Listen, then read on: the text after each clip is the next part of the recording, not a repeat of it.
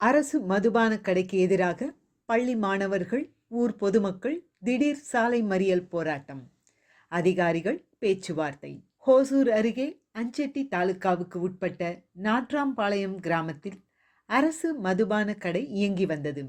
இந்த அரசு மதுபான கடையை டாஸ்மாக் நிர்வாகத்தினர் அருகில் உள்ள புதூர் பகுதிக்கு மாற்றம் செய்ய ஏற்பாடுகளை செய்து வருகின்றனர்.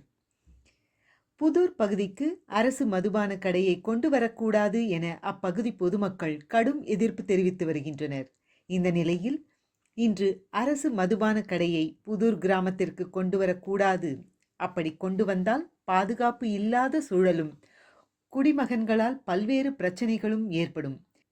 எனவே டாஸ்மாக் நிர்வாகம் புதூர் கிராமத்தில் அரசு மதுபான கடையை அமைக்கக்கூடாது என கூறி அந்த கிராமத்தை சேர்ந்த பள்ளி மாணவர்கள், பொதுமக்கள் என 100க்கும் மேற்பட்டோர் அந்த பகுதியில் சாலையின் குறுக்கே முட்செடிகளை போட்டு திடீரென சாலை மறியலில் ஈடுபட்டனர்.